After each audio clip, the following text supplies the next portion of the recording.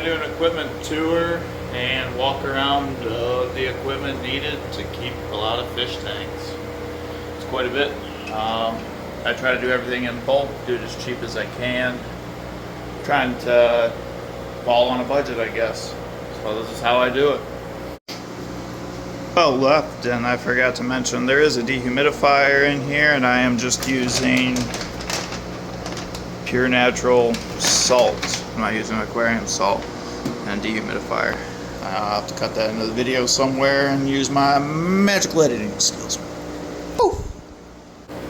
Starting off, I've got my whole rack over here full of equipment and stuff. I've got 55-gallon RO reservoir with a heater in it, 1,000-gallon-per-hour pump out to a stop valve right here, and I've got it turn on, turn off right there. I don't have it running right now, but it automatically stops when it gets up to here on the water level, so you never overflow a tank. I've also got these float valves. You can hear the water coming out, fills the tank automatically. I've got float valves on some of them, not all of them. That doesn't, even though the lines ran through it. And then I've got 2 of the 14-gallon pressure tanks to keep up so the RO system isn't going click clack click clack click clack on and off, because otherwise every time this happens the RO system would be kicking on and off, but it's not. So yeah,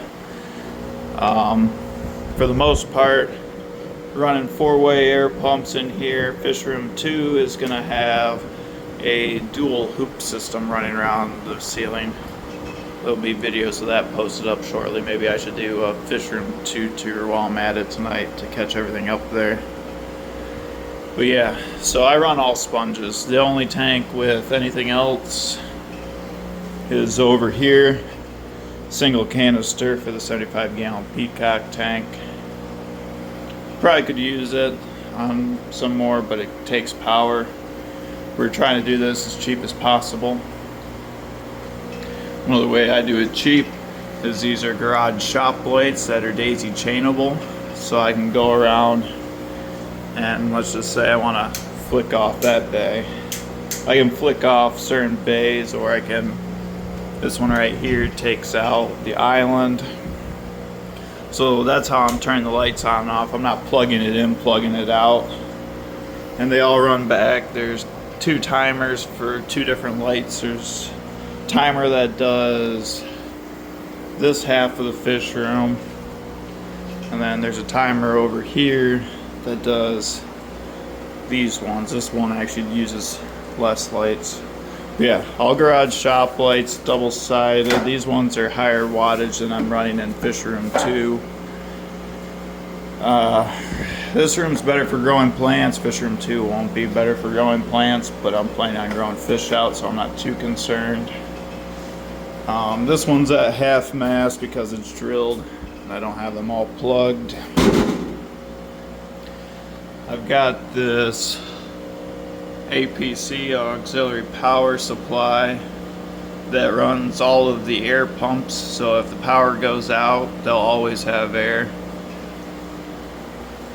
Fishroom 2 is going to have that too, where it's going to have the separate power for the air, so I never run out of air, because that's my biggest thing that I've had issues with, was air issues.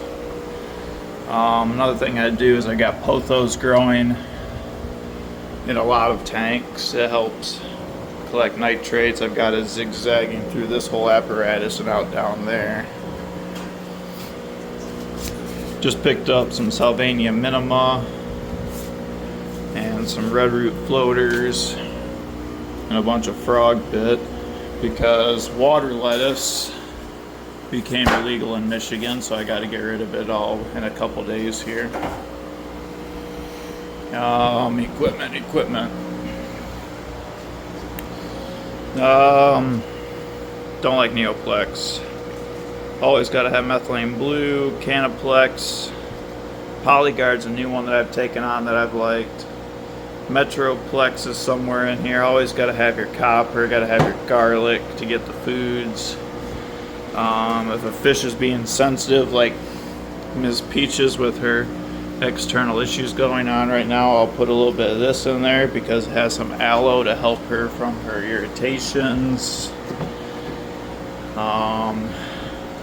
Fish bags for selling, razor blades. It's a mess. It's just an equipment thing. Anyway, foods, I switch it up. So we've got Tropical Cunninghams, we've got Ken's, we've got Extreme Aquatics, we got Seachem. I switch it up. The main thing that I go for with food is picking up specific veggie and specific protein, and then I mix them half and half. And like these, I'm all out of my flake because I used the last of it. I mix it half and half, mix it half and half, so the fish are getting a well-balanced diet. Oh, and then back to the RO system, the lines come up. Over to here, I've got a 1,000 gallon per day RO unit. And then I've got 2 pythons running into a sump crack that goes up and out, so all my tanks are gravity drained.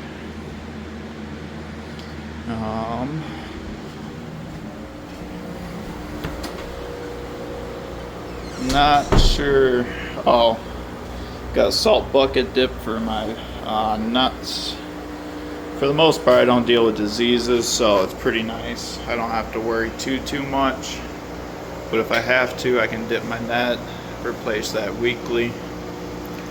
And I only do it weekly just because I usually throw so much salt in it, the net gets crystalline.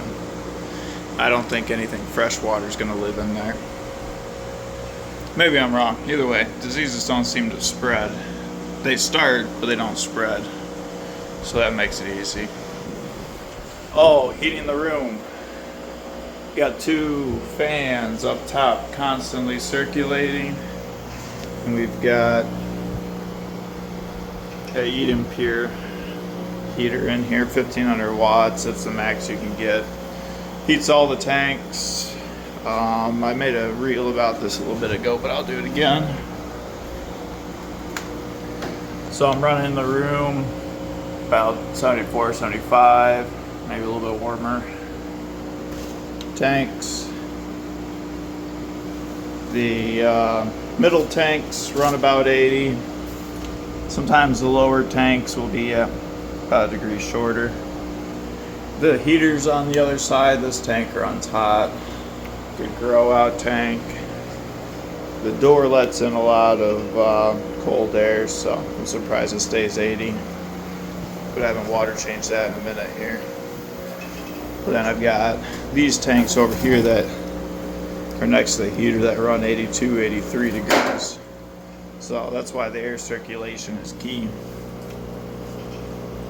But yeah, it's fairly consistent. I haven't done any water changes today, so I can't show you what the water change would be doing. So yeah, I think that is it for equipment. Remember to subscribe for free or follow if you're on Facebook. And check out Rick Lee's Aquatics. I haven't even said that yet during all this.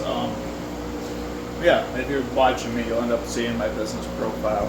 I don't really post too much on it. You might as well just message me privately through here instead of messaging me through my business, because the business one is really hard to switch between that and my personal one, and it gets old. Sometimes it freezes, glitches, I gotta delete the app, restart it. So yeah, the best way to get a hold of me is just my regular profile. Either Facebook, Instagram, or YouTube now. So yeah, I hope you enjoyed. Cheers, guys.